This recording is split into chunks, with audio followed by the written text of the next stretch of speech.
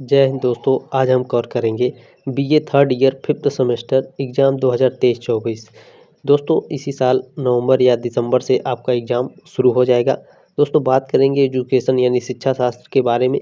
Paper का नाम क्या है दोस्तों? पेपर का नाम है भारतीय शिक्षा में मील के पत्थर और नए आयाम। ठीक है, इसका पेपर कोड देख लेंगे दोस्तों। इसका पेपर कोड है EDU 301 यानी EDU 301।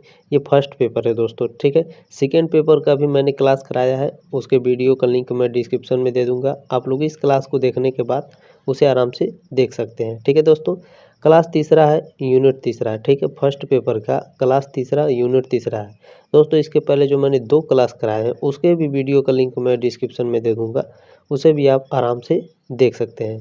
20 प्रश्न है दोस्तों, 20 के 20 महत्वपूर्ण है, मोस्ट इम्पोर्टेंट है दोस्तों। सन वाले प्रश्न है। ठीक है, ये थर्ड ईयर है तो याद रखिएगा इसमें टफ क्वेश्चंस पूछे जाएंगे। ज़्यादातर स्टूडेंट दोस्तों सन वाले क्वेश्चन में फंसते हैं, तो याद रखिएगा सन वाले प्रश्न है, ध्यान से देखिएगा, लास्ट तक जरूर देखिएगा दोस्तों। चलिए स्टार्ट करते हैं आज की क्लास। इसमें पहला प्रश्न है दोस्तों, इनसैट 1B को कब प्रक्षेपित किया गया था? इनसैट 1B को दोस्तों 1983 ईस्वी में प्रक्षेपित किया गया था। दोस्तों जो नोट्स मैंने इसमें लिखे हैं उसे ध्यान से पढ़िएगा, चाहे तो आप स्क्रीनशॉट लेकर रख लीजिएगा, क्योंकि ये आपके सब्जेक्टिव टाइप क्वेश्चन लिखने में भी हेल्प करेंगे। ऑब्जेक्टिव टाइप क्वेश्चन में भी ये आपके बहुत सहायक होंगे। ध्यान से देखिएगा दोस्तों नोट्स को। ठीक है दोस्तों, इनसैट 1B को 30 अगस्त 1983 को प्रक्षेपित किया गया था।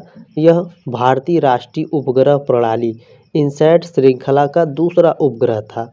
आपके दिमाग में क्वेश्चन आएगा दोस्तों, जब भारतीय राष्ट्रीय उपग्रह प्रणाली इनसैट श्रृंखला का यह दूसरा उपग्रह है तो पहला उपग्रह कौन था? तो पहला उपग्रह दोस्तों आर्यभट्ट था। ठीक है, इसके बारे में पढ़ेंगे। आर्यभट्ट भारत का पहला उपग्रह है जिसे इसी के महान भारतीय खगोलशास्त्री के नाम पर नामित किया गया है। ठीक है, यह सोवियत संघ द्वारा 19 अप्रैल 1975 को कास्मास 3M प्रक्षेपण वाहन द्वारा कास्पुतीन यान से प्रक्षेपित किया गया था। ठीक है, ध्यान से देखेंगे दोस्तों। इनसैट दूरसंचार, प्रसारण, मौसम विज्ञान और खोज और बचाव कार्य को पूरा करने के लिए किया जाता है, यानी इसे इसी काम के लिए प्रक्षेपित किया जाता है। ठीक है दोस्तों, आगे बढ़ते हैं। प्रश्न नंबर 2 देखेंगे, मोस्ट इम्पोर्टेंट है, ध्यान से देखिएगा। UGC ने उच्च शिक्षा दूरदर्शन कब प्रारंभ किया? तो यह 1984 ईस्वी में प्रारंभ किया था। ठीक है दोस्तों, सन वाले प्रश्न है, ध्यान से देखिएगा, लास्ट तक जरूर देखिएगा दोस्तों। भारत में कब सैटेलाइट अनुदेशनात्मक दूरदर्शन प्रयोग प्रारंभ हुआ? तो यह दोस्तों 1 अगस्त 1975 को प्रारंभ हुआ था। दोस्तों नोट्स को ध्यान से पढ़ेंगे। भारत में सैटेलाइट अनुदेशनात्मक दूरदर्शन प्रयोग SITE की शुरुआत 1975 में हुई थी। इसे नासा और भारतीय अंतरिक्ष अनुसंधान संगठन इसरो ने मिलकर तैयार किया था। ठीक है दोस्तों, अगर आपके एग्जाम में पूछेगा कि SIT का फुल फॉर्म क्या होता है तो याद रखिएगा सैटेलाइट अनुदेशनात्मक दूरदर्शन प्रयोग। ठीक है, अगर आपके एग्जाम में पूछेगा कि इसरो का फुल फॉर्म क्या होता है तो याद रखिएगा भारतीय अंतरिक्ष अनुसंधान संगठन। दोस्तों आपके एग्जाम में इंग्लिश में तो बिल्कुल नहीं पूछेगा, याद रखिएगा हिंदी में ही देगा, तो ध्यान से पढ़िएगा, चाहे तो स्क्रीनशॉट लेकर आप इसे रख लीजिएगा। ठीक है दोस्तों, आगे बढ़ते हैं। दूसरा नोट्स पढ़ते हैं दोस्तों। भारत में दूरदर्शन प्रसारण की शुरुआत 15 सितंबर 1959 को हुई थी। ठीक है, तब दूरदर्शन का प्रसारण सप्ताह में सिर्फ 3 दिन आधा आधा घंटा होता था। तब इसका नाम टेलीविज़न इंडिया था। बाद में 1975 में इसका नाम बदलकर दूरदर्शन कर दिया गया। मोस्ट इम्पोर्टेंट है। ठीक है, मोस्ट इम्पोर्टेंट ये लाइनें ध्यान से पढ़िएगा दोस्तों। आगे बढ़ते हैं दोस्तों, इसे भी याद रखेंगे। 1 अगस्त 1975 को 1 साल के लिए उपग्रह दूरदर्शन परियोजना की शुरुआत की गई थी। दोस्तों इसे भी याद रखेंगे, 1 अगस्त 1975 को 1 साल के लिए उपग्रह दूरदर्शन परियोजना शुरू की गई थी। 1 अप्रैल 1976 को आकाशवाणी और दूरदर्शन को अलग कर दिया गया। ठीक है, ये आपके सब्जेक्टिव टाइप क्वेश्चन लिखने में भी हेल्प करेंगे दोस्तों, और ऑब्जेक्टिव टाइप क्वेश्चन में भी आपकी हेल्प करेंगे। ठीक है, ध्यान से पढ़े रहेंगे दोस्तों तो एग्ज़ाम में अच्छा मार्क्स लाएंगे। दोस्तों ये आपकी जिम्मेदारी है, व्हाट्सएप पर इस क्लास को ज़रूर शेयर करिएगा अपने दोस्तों के साथ, ताकि वो भी परीक्षा में अच्छे मार्क्स ला सकें। ठीक है। यूनिसेफ का मुख्यालय कहाँ स्थित है? तो यूनिसेफ का मुख्यालय दोस्तों न्यूयॉर्क में स्थित है। यूनिसेफ के बारे में देखेंगे दोस्तों। यूनिसेफ की स्थापना कब हुई थी? तो याद रखिएगा 11 दिसंबर 1946 को। ठीक है। यूनिसेफ का फुल फॉर्म क्या होता है? United Nations International Children's Emergency Fund. पहले इतना होता था दोस्तों, इतना बड़ा नाम इसका होता था फुल फॉर्म, लेकिन याद रखिएगा इसे बदल दिया गया है। अब इसे केवल यूनाइटेड नेशन चिल्ड्रंस फंड कहा जाता है, इसे भी याद रखिएगा। ठीक है दोस्तों। हिंदी में भी देख लेंगे इसको, क्योंकि दोस्तों जो आपका एग्ज़ाम में आएगा वो हिंदी में ही आएगा, तो मेरी जहाँ तक कोशिश है मैं इसे हिंदी में ही पढ़ाऊँ, ताकि आपको कन्फ्यूजन ना हो, आपका एक भी क्वेश्चन गलत ना हो। ठीक है दोस्तों। हिंदी में यूनिसेफ को संयुक्त राष्ट्र अंतर्राष्ट्रीय आपातकालीन बाल कोष कहा जाता है। ठीक है।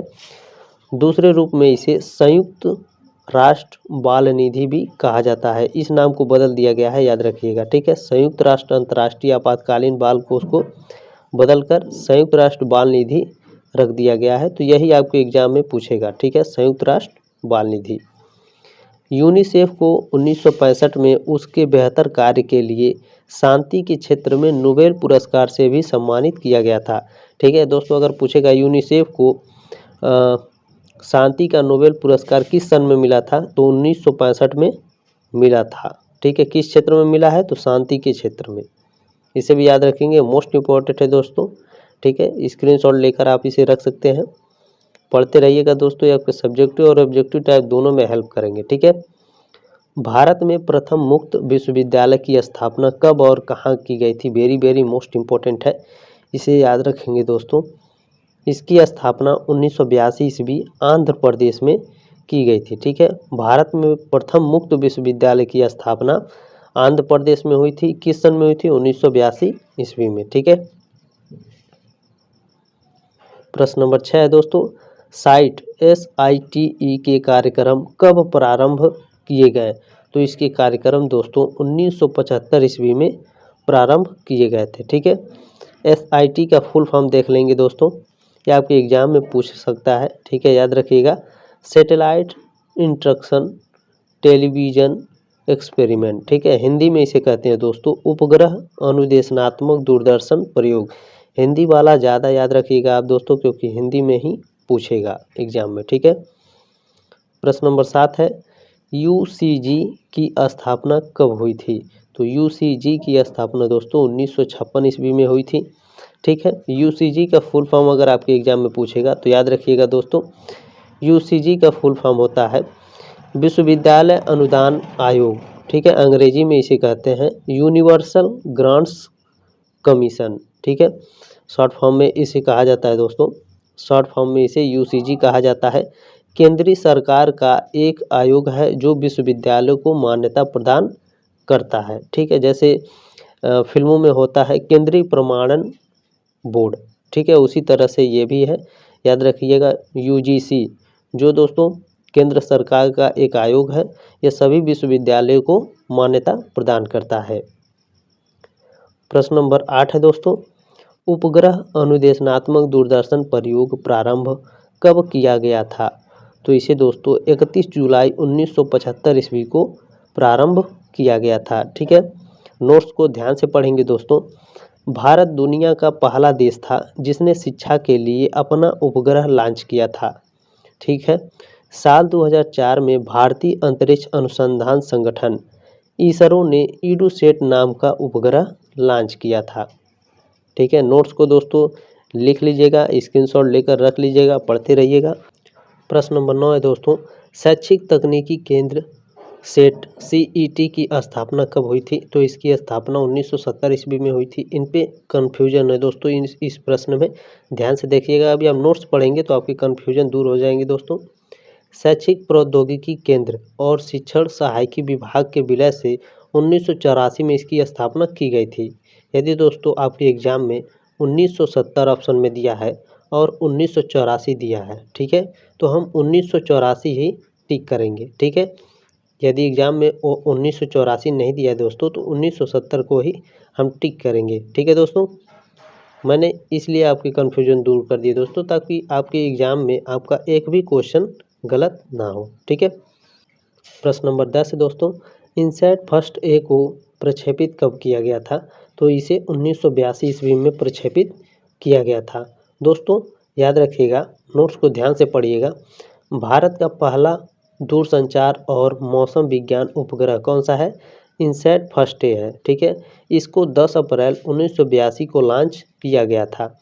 इसे केप कैनावेरल वायुसेना स्टेशन, फ्लोरिडा, संयुक्त राज्य अमेरिका से लॉन्च किया गया था। इसे स्क्रीनशॉट लेकर रख लीजिएगा, पढ़ते रहिएगा दोस्तों, आपको सब्जेक्टिव टाइप क्वेश्चन लिखने में हेल्प करेंगे।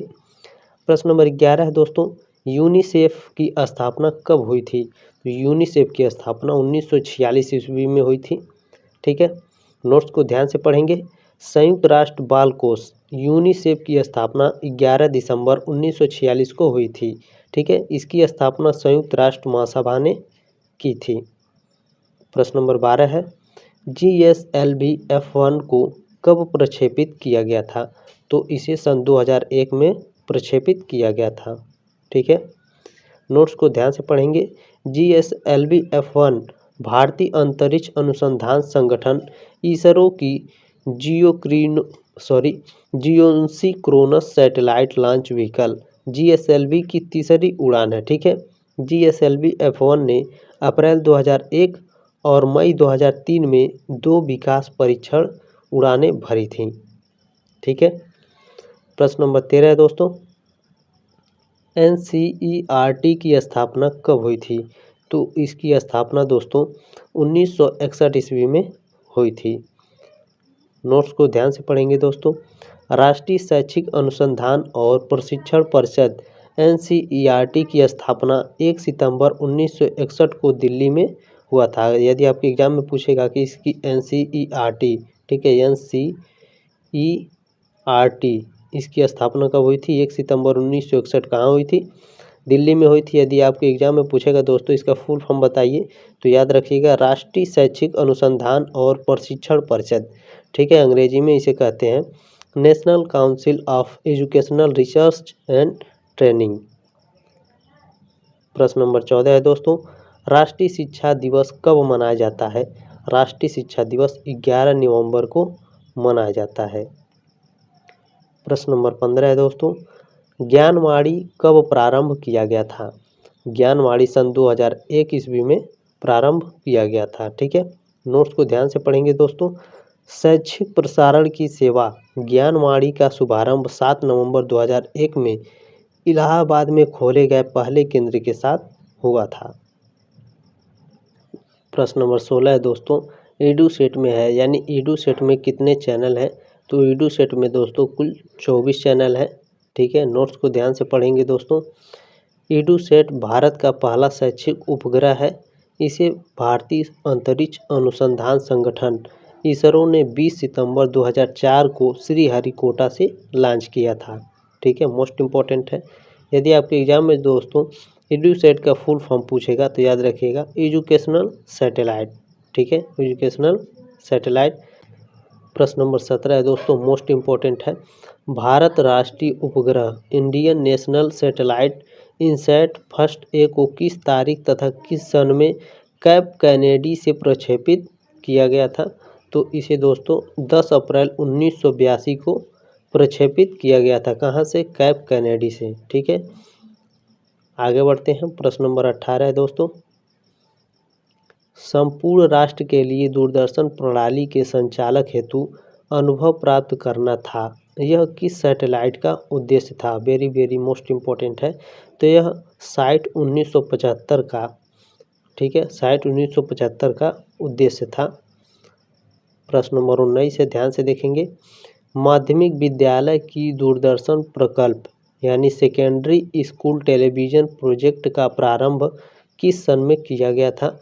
तो इसे 24 अक्टूबर 1961 ईस्वी में प्रारंभ किया गया था। ठीक है, सभी क्वेश्चन मोस्ट इम्पोर्टेंट है दोस्तों। ठीक है, प्रश्न नंबर 20 है, इसरो की स्थापना कब की गई थी?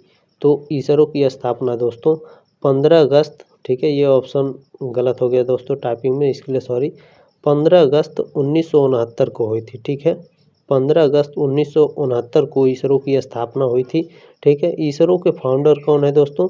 तो विक्रम साराभाई इसरो के फाउंडर हैं, ठीक है। इसका मुख्यालय कहाँ है दोस्तों? तो इसका मुख्यालय बेंगलुरु में है, ठीक है। इसका मुख्यालय बेंगलुरु में है। क्लास अच्छा लगे तो एक लाइक ज़रूर कीजिएगा दोस्तों, सब्सक्राइब जरूर कीजिएगा ताकि छठे सेमेस्टर में भी आप हमारे साथ जुड़े रहें, ठीक है। मिलते हैं अगले क्लास में, तब तक के लिए जय हिंद, वंदे मातरम।